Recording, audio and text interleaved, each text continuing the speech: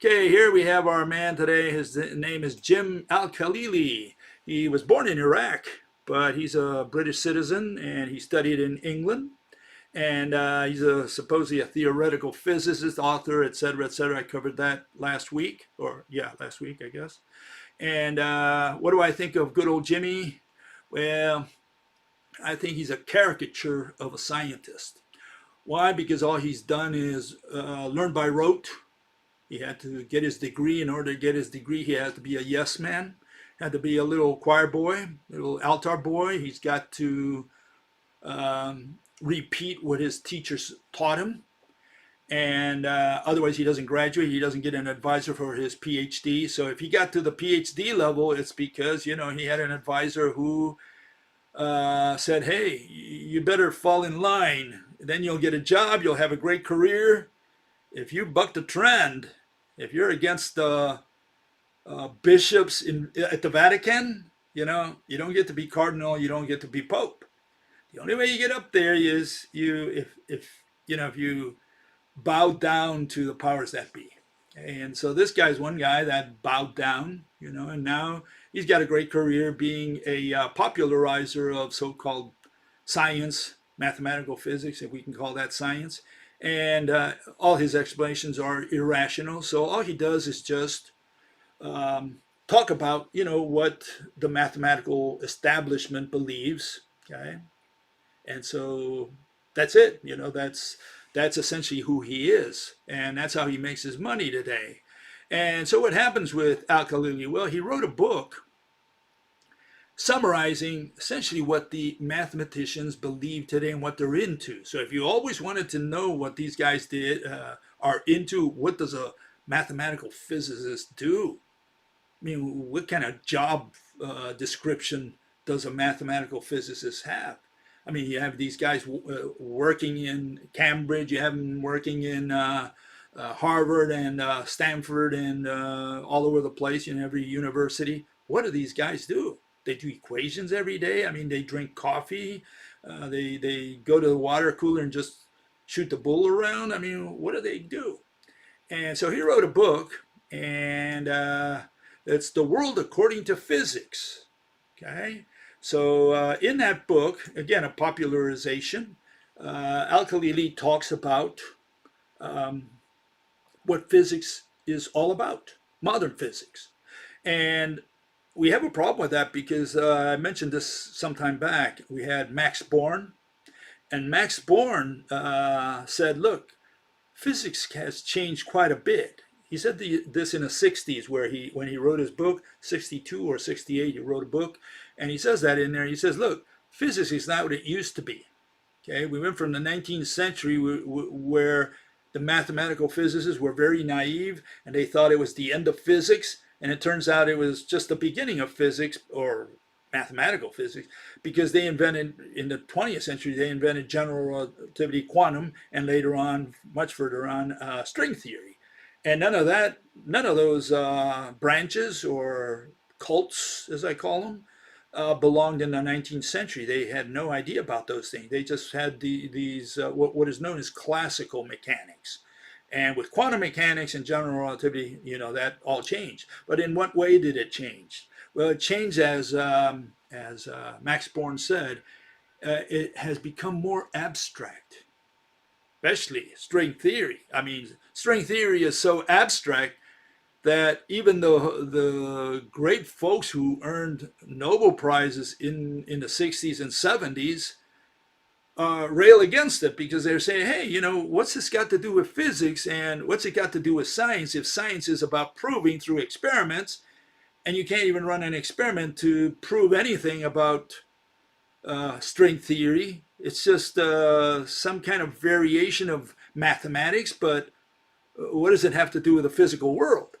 And one of the concerns there is they built all these accelerators, and the string theorists have no use for them. Essentially, they say they do, that they're going to do some experiments to find out this and that, but no, because the only difference between string theory and quantum mechanics, essentially the string theories, theorists They accept everything in quantum mechanics. They just say that each particle of quantum mechanics in the standard model is just a vibration of a string, a one-dimensional string that is vibrating in, I guess, in all directions to make a three-dimensional particle, you would think, right? And so it's not just up and down, it's just wiggling in all directions. And so a particle is a movie, just like an orbital is a movie. A bunch of orbits makes an orbital, where a bunch of string, 1D string motions or vibrations or excitations makes a 3D particle, which is actually a zero-dimensional particle, because quantum talks about point particles, 0D point particles. So, we've lost track of physics. And, getting back to Max Born, essentially, I think he said it very clearly. So-called physics, meaning mathematical physics, has become more abstract. And it turns out the word abstract is the opposite, the antonym of physics. What is physical is one thing, and what is abstract is something else, is the opposite. And so they should call it abstracist or something along those lines. What do you study? I study abstractions, not physics. I study abstracist, or I'm an abstracist. I'm not a physicist, I'm an abstracist. That's what they should be saying. Because if it's become more abstract, then it's gotten farther away from physics. Physics is the physical world. These guys are into an abstract world, more so with string theory, which is just pure mathematics and nothing solid. It's just nonsense. And so this is the issue. And so this is what he covers in his book. He covers that in a little video that he made, okay, Jim Al-Khalili. And here's a summary of my take on his notions of what physics is and his argument that he's going to include in his book. And here you get a rundown so you can decide whether you are going to buy that book or not, if it's worth reading for you. Okay, I'm just going to give a rundown of it. Okay, and let's go with the first one. He goes through a history of how the mathematicians arrived at their conclusions. He asks this question: Is it the end of physics here? And he says, no, because see, we thought it was the end of physics at the end of the 19th century, but it turns out that they found out a lot more in the 20th century, and it was not even nearly close to the end of physics. And then from there, they moved on to the 21st century, and at the end of the 20th century, they said, well, is it the end of physics now? And the answer again is no. And why? Because they said, well, look, just this century we discovered gravity waves a short while ago. We also discovered the Higgs, for which Peter Higgs received a Nobel Prize. And the issue here was that these two phenomena were predicted in the 20th century. In the case of gravity waves, it was predicted by Einstein in 1916. And in the case of the Higgs boson, it was predicted in the 60s by Peter Higgs, and then we confirmed them at the beginning of the 21st century. So obviously they confirmed their foregone conclusions. It would have been interesting that they would not have confirmed them, right? And so he makes a comment. He says the only real unexpected surprise was made in 1998. And I thought he was referring to the rope model, because that's when I discovered the rope hypothesis, 1998. But no, he was referring to the fact that 70% of the universe is dark energy. He said that was discovered in 1998, and that opened up a new can of worms. Now we have this dark energy and dark matter, which we know nothing about, but it gives job security to the new generations. Okay, they can do a lot of math there to keep them busy. And one of them, another thing that has developed or evolved is string theory. He says it's useful mathematics, even though a lot of mathematicians don't believe in it or believe it's part of science. But he says we shouldn't give up on them, because it's mathematics that we can still use. It could be useful mathematics. Then he goes on to space. He says space is the distance between things, and he goes through this rigmarole, which I went the other day, in which he removes particles from a vacuum chamber and says, well, have we removed everything? And then he just ends up saying, well, space is the distance between things. Okay, that's it. That's his conclusion. But then he says that the mathematicians don't understand the nature of space. Well, I thought you just defined it as the distance between things.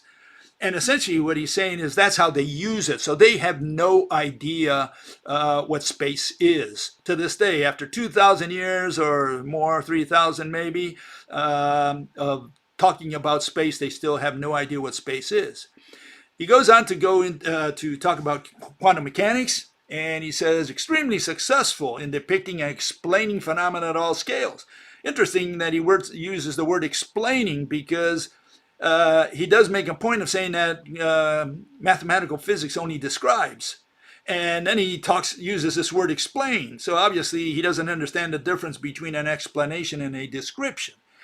But continuing here, he says, without QM, we wouldn't have computers. Another fib that a lot of people just repeat. You know, we didn't develop computers because of QM any more than we develop atomic weapons because of QM. And you want proof? I'll give you proof. Iran knows QM, quantum mechanics. They know it by heart. They know all the math. They don't have a bomb. So clearly, you know, QM doesn't lead to the bomb. And just like that, QM doesn't lead to computers. Computers were developed by trial and error. Just like Thomas Alva Edison, you know, developed the filament due to trial and error. He used no math and he used no quantum. He just went in and tried different materials until he hit it, you know, with the carbon-based filament. But he says, but QM is only theory in history is the only theory in history that does not have a unique interpretation, meaning they don't have an explanation. In fact, if you look at all the explanations, they're all retarded. They're all magical. Okay.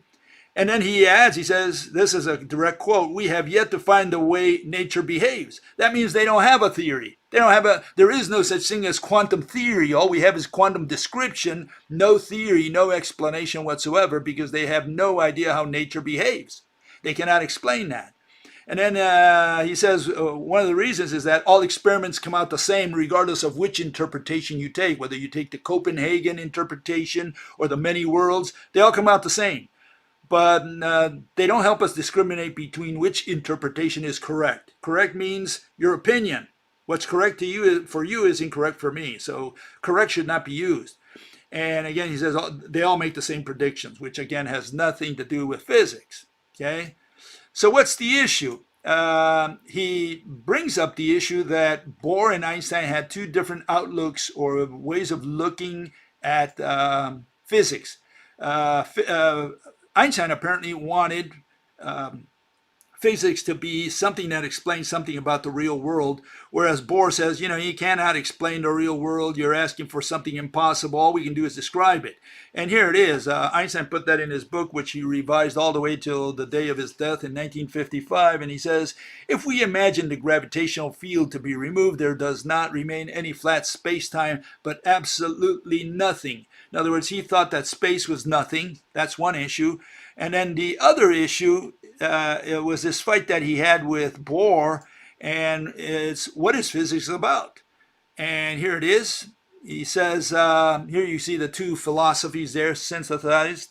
Niels said, it is wrong to think that the task of physics is to find out how nature is. Physics only concerns what we can find out about nature. In other words, description. That's what he was referring to. Einstein wanted an explanation. He said the job of physical theories is to approximate as closely as possible to the truth of physical reality. He was asking for a physical interpretation. Bohr was saying all we can do is describe. We can just go in there, do a test, and say what we can say about nature, meaning what we can describe mathematically. That's it. That's where physics stops. Einstein wanted something more. He wanted interpretation. He wanted to understand how the universe works. He died without understanding how the universe works. And partly because of his own fault, because he invented this nonsense, or was the one who got credit for inventing space-time and general relativity, which was a nonsensical explanation for how gravity works out there. He's saying that the reason the Earth doesn't fly out of the solar system is because there's warp time. Well, that's the physical entity that prevents the Earth from flying out of the solar system? Warp time? Are you crazy, Aini? Or did you wake up with a headache today? Okay, so what Khalili does, he goes into this chart, And this synthesizes where physics is today. And I modified it a little bit, and you can see also the blue entries there that I put. Those are mine. But essentially, he says, look, we have general relativity and quantum field theory, okay? And they're trying to unify those to try to eventually get to what is known as quantum gravity, okay? They're trying to find a theory of gravity that can unite both quantum and general relativity. Now, what is the problem? The problem is that these two theories don't match. And the reason they don't match is, and that they will never match, is that general relativity is based on space-time. Warp space is what causes gravity, according to general relativity.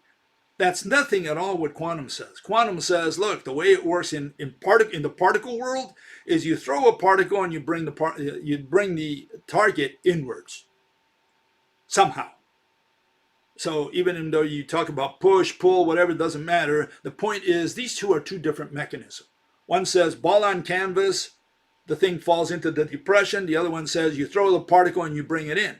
So they have mathematics for fields, which is general relativity. That's also where quantum field theory is trying to get to. And then you have quantum, which says particles. And so they had to, one of the steps there that they're trying to get in there is that a particle is a vibrating field. Okay, so you see how this is coming together. They're trying to see how they can merge general relativity with quantum mechanics. Okay, this is the issue. Okay, and of course, even if they get the mathematics together, which I doubt, because one is a force and the other one is a geometry, a field theory. So there's no way they can get them to merge or even have anything in common. And that's what string theory is trying to do, by the way. They're trying to quantize space, time. Okay? And so, yeah, good luck with all that. It just provides job security for all these new mathematicians coming out of colleges. Okay, finalizing here, what Al-Khalili does, he puts an idea of how the universe progressed through time. And obviously that first point called the Big Bang, that's got quantum in there. You gotta show how something came out of nothing. And what they had to do was turn two particles that come together, they form nothing, and when they separate, they form something. And I covered that the other day, matter and antimatter, electron, positron, whatever you want to call them, X and Y, doesn't matter, just names. And what they're saying is two particles, black particle and a white particle come together, they form a no particle. When the no particle separates, it separates into a black and white particle. That's their theory. I mean, that's how simple it is. Okay, but the interesting thing about Khalili is his conclusions. So he tries to synthesize what science is all about. And none of this belongs to science. Science is not just another ideology or belief system. Yes, it is. In other words, mathematical physics, which poses as science, is just another belief system. And it is an ideology that they're trying to spread through these popularizers. It's okay to make mistakes, that's how we learn. No, never, because he claims that physicists admit when they're wrong. That's not true at all. There's not a single physicist, so-called physicist, mathematical physicist out there that ever will admit that he's wrong, especially about quantum mechanics or general relativity. Scientific theory has to be falsifiable. Absolutely not. Falsifiable is a personal opinion. What's false to you is true to me and vice versa. Scientific result has to be reproducible. No, that's experiments. We don't do experiments in science. And you have to choose doubt over certainty. Neither one. Those are opinions. Simplicity and beauty don't always mean truth. And truth, we clean our noses with. Truth is an opinion. So what's his corollary? He said, we may need robots, computers, and God and magic. I added all these words, okay? I just changed a little bit his wording, okay? I took a little liberty there. We may need robots, computers, God and magic to find out how the universe works. In other words, in the end, what he's telling you is they've given up hope. They've given up hope of understanding. In fact, you can take Feynman's words. Richard Feynman, he said, we physicists, they call themselves physicists, We've given up on that. I'm trying to understand. I'm trying to make sense. I'm trying to interpret, give a physical interpretation for how, especially the quantum world works. Okay, so they've given up on that. And Al-Khalili essentially says the same thing at the end. He says, look, maybe we need a computer or robots or androids or something out there to figure out how all this works, because they'll have more intelligence than we do. For sure, they'll have more intelligence than all the mathematicians on Earth do.